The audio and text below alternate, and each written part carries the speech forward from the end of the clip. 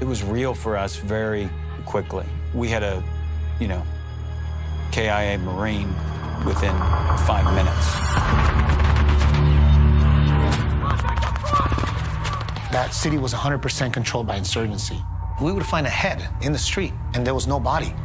And we would find a body, and there was no head.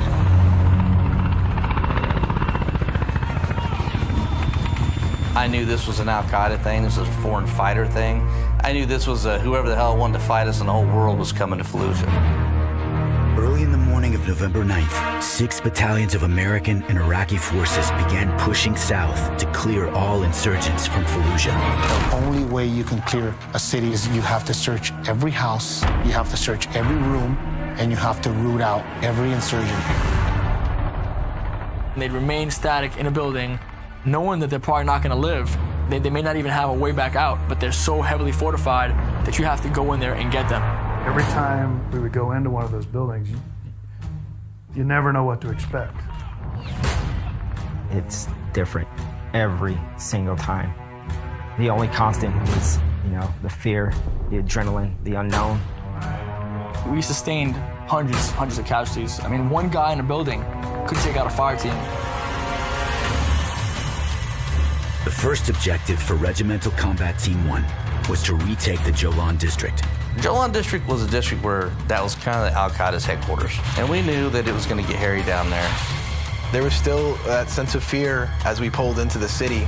I mean, it just grips you. It was pitch black that night.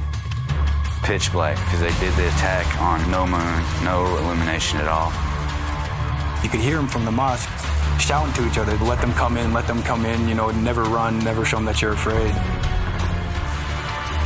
It's tough fighting an enemy that's not afraid to die.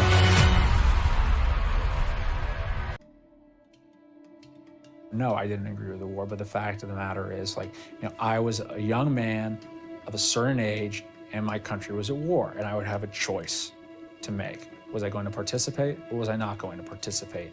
And I would remember that choice for the rest of my life.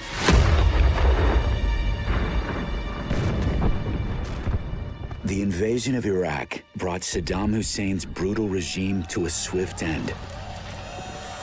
What followed was a storm of chaos, out of which an insurgency was born. There were Iraqis, of course, in the insurgency, but there was a lot of foreigners coming from all over the Arab world, even from other non-Arab countries, even from the United States, from France, Europe. Among those vying for power, one Jordanian man stood out. His name was Abu Musab al-Zarqawi. Al-Zarqawi is a product of the Jordanian prison system, who had a dream of establishing a new caliphate, and he was bound and determined to do it. After America disbanded the Iraqi army, Zarqawi built one of his own, drawing thousands of fighters from inside and outside Iraq. The violence that Zarqawi preached was so appealing that people would come from all over the world to do the most horrendous and brutal things to people.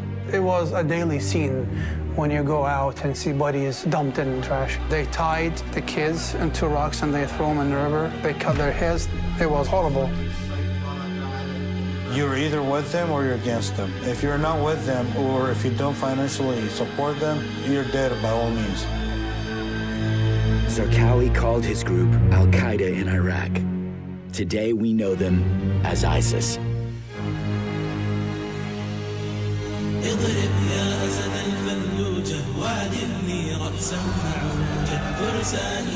In the spring of 2004, Iraqi nationalists and Zarqawi's growing army seized control of Fallujah, just miles from the capital.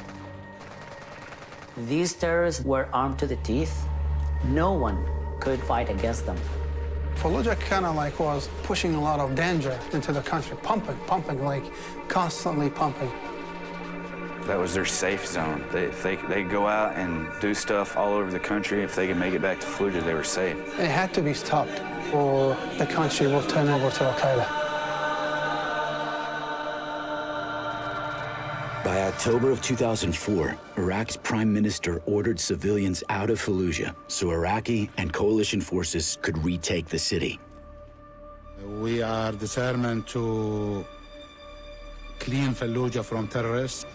90% of the population left the city, while thousands of insurgents turned it into a fortress. Early on November 9th, American and Iraqi troops entered Fallujah side by side. The next 6 days would be among the bloodiest in half a century.